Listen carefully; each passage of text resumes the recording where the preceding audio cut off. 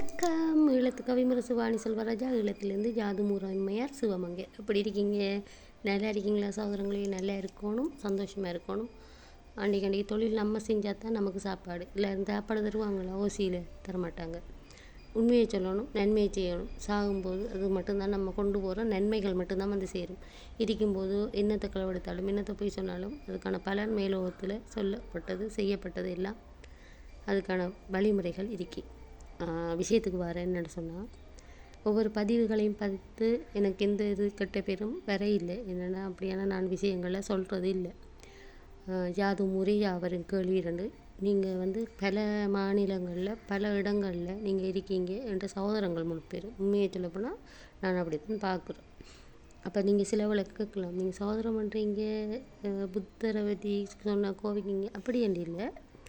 அவர் சிங்களாக்கள் இருக்கிற இடத்துல நீங்கள் கட்டி வழிபட்டால் எங்களுக்கு இந்த ஒரு கஷ்டமும் இல்லை. ஏன்னா ஏற்கனவே சைவ பூமியாக இருந்து அது ஈழம் ஒரு சந்தையாக இருந்து எல்லா நாடுகளும் அதை சந்தையாக பயன்படுத்தின. அப்போ எல்லா கலாச்சாரம் எல்லா இதுகளும் வந்து போய் அவங்களுக்கு பிடிச்சி கொஞ்சம் பேர் கலாச்சாரமாக இருந்தவங்க. இந்தியாவில் இருந்து தான் முழுதும் வந்ததுன்னு சொல்ல முடியாது. பௌத்தம் இந்தியாவில் இருந்து தான் வந்ததுன்னு நாங்கள் படிச்சிருக்கோம்.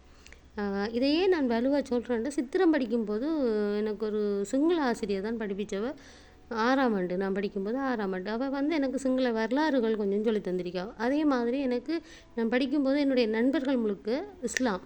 அப்போ அவர்களுடைய மார்க்கம் எப்படி கையாண்டவங்கன்னு தெரியும். அடுத்தது சைவ சமயம் என்னுடைய பரம்பரை. அப்போ சிறு துள்ளி பல்குத்த சிறுகுச்சி, அதாவது சிறுகுச்சி பல்லு குத்த உதவும், சிறுதுரும்பும் பல்லு குத்த உதவும். சரியா? அப்போ அந்த ஒரு விஷயம் இல்லாமல் எதையும் நாங்கள் சொல்ல வரலை. சரியா? அதை நீங்கள் புரிஞ்சு கொள்ளணும், ஒரு நல்ல முறையில் புரிஞ்சு கொள்ளணும். நாங்கள் சொல்ல வாரது என்னென்னா, இப்போ நான் சொன்ன உதாரணங்கள் முன்கூட்டியே கேட்டிருப்பீங்க. நிறைய கதைகள் நான் இனி அடுத்தடுத்த கட்ட சொல்லி கொண்டிருப்பேன். எங்களுடைய சைவ ஆலயங்கள் அழிக்கப்படக்கூடாது. இதுவரைக்கும் அழிக்கப்பட்ட இடங்கள் அழிக்கப்பட்டதாக இருக்கட்டும். இனிமேல் அந்த அடாவடித்தனம் செய்யக்கூடாது. இரவாக கோயில் கட்டுறது, பௌத்தர் கோயில் கட்டுறது, விகாரையை கொண்டு வைக்கிறது, புத்தரை கொண்டு வைக்கிறது எல்லாம் முற்றும் முழுதாக இப்போ சகோதரர் ஆட்சியில் இருக்கிறபடியாக அது நிறுத்தப்பட வேண்டும் என்றதை நான் வலுக்கொண்டு வரேன். என்னென்னு சொன்னால், இது வரைக்கும் யாருமே இதை பற்றி கதைக்காதபடிவாத்தான் இந்த செயல்கள் வன்முறைகள் நடந்து கொண்டிருக்கு. அப்போ நான் இதை உங்களுக்கு சொல்கிறது ஒன்று, உங்களுடைய மதத்தை நீங்கள் பின்பற்றுங்க, ஆனால் அடாவடித்தனம் வேண்டாம். அப்போ இதை இப்போ உங்களுக்கு விளக்கம் விளங்கிடுது. அப்போ அப்படி இருக்கும்போது மேற்கொண்டு சைவ தலங்கள் வரலாறு நிறைந்த கோயில்களை நீங்கள் இடிக்கிறதோ இரவாக கொண்டு வைக்கிறதோ நிறுத்தி கொள்ளுங்க.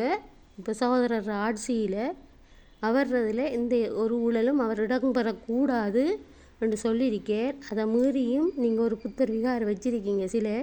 அதை எடுக்கப்பட்டு திருப்பி கொண்டு அதை எடுத்து வச்சிருக்கேன். இந்த வச்சதை திருப்பி எடுக்க இயலாது. இனிமேல் இதை செய்ய வேண்டாம் என்று தயவுடன் கேட்கிறேன். அதே மாதிரி என்னுடைய சகோதரன் அனுர ஐயா அவர்கள், இது நான் யாரையுமே கெட்டதில் சொல்ல விரும்பலை.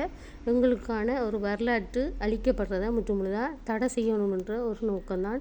இதில் என்னுடைய உயிர் போனாலும் பரவாயில்லை, என்னுடைய சைவம் காக்கப்பட வேண்டும், என்னுடைய தமிழ் மக்கள் தமிழ் கலாச்சாரம் இது முற்றுமுழுதாக காப்பாற்றணும் என்ற ஒரு எண்ணம் மட்டும்தான். அது சுயநலம் இல்லை, பொதுமக்களுக்காக சைவ மக்களுக்காக ஒரே ஒரு குரல் பெண்ணாக என்னுடைய குரல் ஓங்கி நிற்கின்றது. நான் செத்த பிறகாவது என்னுடைய நோக்கம் நல்லது என்றது மற்றவங்களுக்கு தெரியும்ன்றதை நான் இந்த இடத்துல சொல்லிக்கொள்கிறேன். என்னுடைய மரணத்து பின்னும் ஈழத்தில் இப்படி ஒரு பெண் இருந்து சைவத்தை காப்பாற்றினாள் என்ற ஒரு வரலாறு இருக்கும் என்ற ஒரு எண்ணம் மட்டும்தான். இதுக்கானதான் நான் பிறந்திருக்கேன், அதுக்கானதான் நான் பாடுபடுறேன். அது மட்டும்தான் என்னுடைய எண்ணம். நன்றி. ஈழத்து கவிமுரசு வாணி செல்வராஜா. யாரையும் மனசு நோக கதைக்கல, தயவு செய்து புரிஞ்சு கொள்ளுங்க. இனிமேல் உங்களோட ஏரியாவில் தமிழர்கள் இருக்கிற இடங்களில் இப்படியான அடாவடி செஞ்சால் ஊர் மக்களாக சேர்ந்து அவங்கள திரத்திங்க. தொல்பொருள் அண்டு வந்தால் கூட நீங்கள் அதை கொண்டு போய் முறைப்பாடு செய்யுங்க, வீடியோ பண்ணுங்கள், தட்டி நிறுத்துங்க, தடை செய்யுங்க. அரசியல்னு தமிழ் பேசுவாங்க பொக்கெட்டை நிரப்புவாங்களோட இதுவரை காலமும் சைவங்களுக்கு எதுவிர நன்மையும் அவங்க முன்னுண்டு பரம்பரையாக வரலாறுகள் சொன்ன இடங்களை காப்பாற்றிருக்காங்களான்றது நீங்கள் ஒரு கேள்வியாக கேளுங்க. இதில் எல்லா மக்களும் சேர்ந்து விழிப்புணர்வோட ஈழத்து மக்கள் ஒரு முன்னுதாரணமாக என்ன மாதிரி என்னோடு சேர்ந்து நீங்கள் பயணிக்கலாம். நான் இதை வன்முறையாக கொண்டு வரல, நான் மௌன விரதம் தான் இருக்கிறேன், தொடர்ந்து மௌன விரதம் இருப்பேன், கடவுள்கிட்ட கட்டியிருக்கேன். நீங்கள் இது வரைக்கும் மௌனமாக இருந்தது போதும், இனிமேல் தொட்டால் நீங்கள் அழிவை ஏற்படுத்துங்க. நன்றி, வணக்கம். ஈழத்து கவிமுரசு வாணி செல்வராஜா, ஈழத்திலிருந்து யாது மூரம்மையா சிவமங்கை. நன்றி.